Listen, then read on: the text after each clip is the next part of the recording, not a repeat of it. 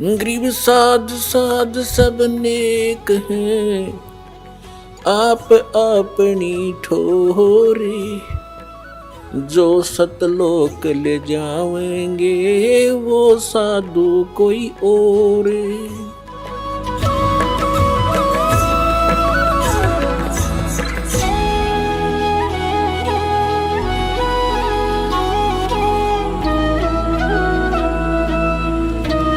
ये दम टूटे पिंडा फूटे लेखा दरगाह माही, उस दरगाह में मार पड़ेगी यम पकड़ेंगे बाही।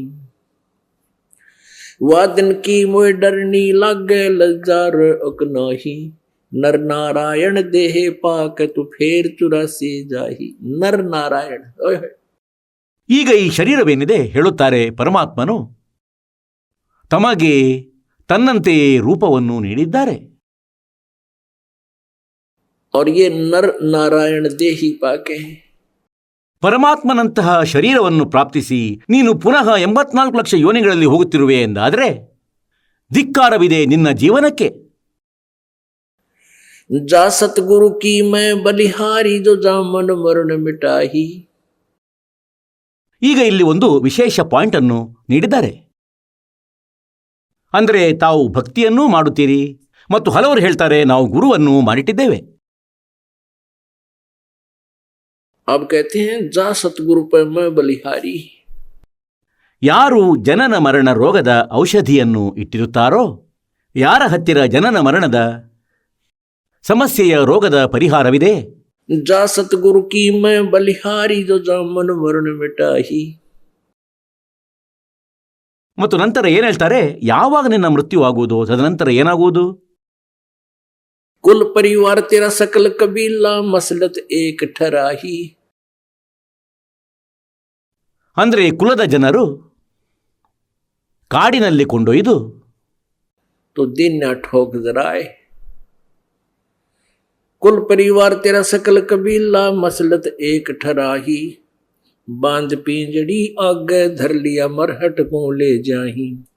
अग्नि लगा दिया जब लंबा फूक दिया उस ठाही. ಈಗ ಕುಲದ ಜನರೆಲ್ಲ ಒಟ್ಟಾದರು. ಪರಿವಾರದವರು, ಅಕ್ಕಪಕ್ಕದವರು, ತಮ್ಮ ಕುಲದ ಎಲ್ಲ ವ್ಯಕ್ತಿಗಳು. ಮತ್ತು ಮರಣವಾಗುತ್ತಲೇ ಹೇಳುತ್ತಾರೆ, ಎತ್ತಿರಿ ನಡೆಯಿರಿ. ಮತ್ತು ಮರ್ಗಟ್ ಅಂದರೆ ಸ್ಮಶಾನ ಭೂಮಿಯಲ್ಲಿ ಕರೆದುಕೊಂಡು ಹೋಗಿ ಸುಟ್ಟು ಹಾಕುತ್ತಾರೆ. ಈಗ ಶರೀರವನ್ನು ಸುಟ್ಟರು ತಮ್ಮ ಕೈಯಾರೆ.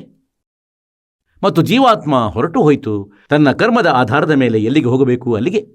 ಈಗ ಹಿಂದೆ ನಂತರ ಏನು ಡ್ರಾಮಾ ಆಟ ಶುರುವಾಗ್ತದೆ.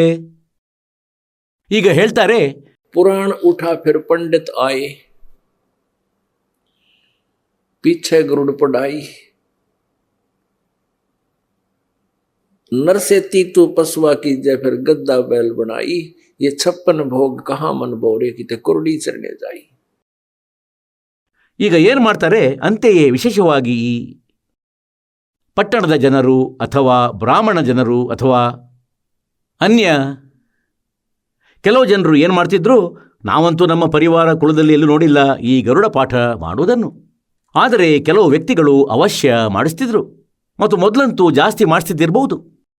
ಏನು ಮಾಡ್ತಿದ್ರು ಅಂದರೆ, ಸಾಯುವವನಂತೂ ಸತ್ತ ನಂತರ ಪಂಡಿತ ಯಾರು ಅವರ ಕುಲದ ಗುರು ಇರುತ್ತಾರೆ ಅವನು ಬರುತ್ತಾನೆ.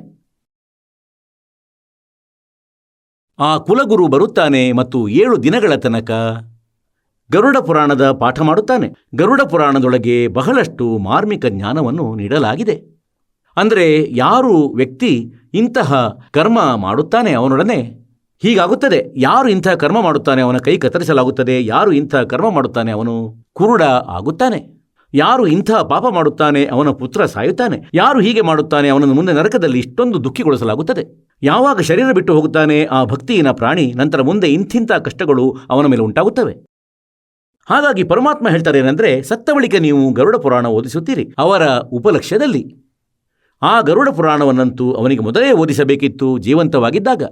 ಏಕೆಂದರೆ ಅದರಿಂದ ಅವನು ವಿಷಯಗಳನ್ನು ತಿಳಿಯುತ್ತಿದ್ದ ಮತ್ತು ದುಶ್ಚಟದಿಂದ ಉಳಿಯುತ್ತಿದ್ದ, ಪಾಪ ಮಾಡುತ್ತಿರಲಿಲ್ಲ, ಶುಭ ಕರ್ಮ ಮಾಡುತ್ತಿದ್ದ, ಭಯದಿಂದ ಇರ್ತಿದ್ದ. ಮತ್ತೀಗ ಅವನು ಹೋಗಿಬಿಟ್ಟಿದ್ದಾನೆ ಎಲ್ಲ ಕರ್ಮಗಳನ್ನು ಮಾಡಿಕೊಂಡು. ಈಗ ನೀವು ಗರುಡ ಪುರಾಣದ ಪಾಠ ಮಾಡಿಸಲು ತೊಡಗಿದ್ದೀರಿ. ಅವನು ಎಲ್ಲೋ ಕತ್ತೆಯಾಗಿ ಮೂಟೆ ಹೊರುತ್ತಿರಬಹುದೇನೋ. ಈಗ ಅವನು ಹೋಗಿ ಆಗಿದೆ ಮತ್ತು ನೀವು ಗರುಡ ಪುರಾಣದ ಪಾಠ ಮಾಡುತ್ತಿದ್ದೀರಿ. ಏನು ಹೇಳ್ತಾರೆ?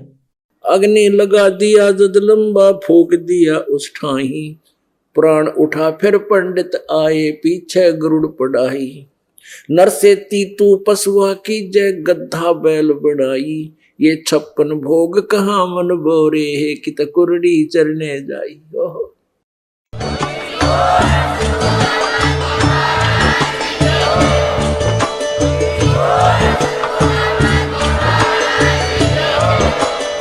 ನೀವು ಕೇಳಿದ್ದೀರಿ ಜಗದ್ಗುರು ತತ್ವದರ್ಶಿ ಸಂತ ರಾಮ್ಪಾಲ್ ಮಹಾರಾಜರ ಮಂಗಳ ಪ್ರವಚನ. ಹೆಚ್ಚಿನ ಮಾಹಿತಿಗಾಗಿ ವಿಸಿಟ್ ಮಾಡಿ ನಮ್ಮ ವೆಬ್ಸೈಟ್ www.jagadguru-rampalji.org. ಸಂತ ರಾಮ್ಪಾಲ್ ಮಹಾರಾಜರ ಶುಭ ಆಶೀರ್ವಾದದಿಂದ ಇಡೀ ವಿಶ್ವದಲ್ಲಿ 500ಕ್ಕೂ ಹೆಚ್ಚು ನಾಮದೀಕ್ಷಾ ಕೇಂದ್ರಗಳಿವೆ. ಇದರಲ್ಲಿ ಸಂತ ರಾಮ್ಪಾಲ್ ಮಹಾರಾಜರಿಂದ ನಿಶುಲ್ಕವಾಗಿ ಆನ್ಲೈನ್ ನಾಮದೀಕ್ಷೆ ಕೊಡಲಾಗುತ್ತಿದೆ. ತಮ್ಮ ಹತ್ತಿರದ ನಾಮದೀಕ್ಷಾ ಕೇಂದ್ರದ ಮಾಹಿತಿಗಾಗಿ ಸಂಪರ್ಕಿಸಿ 888 444 7302.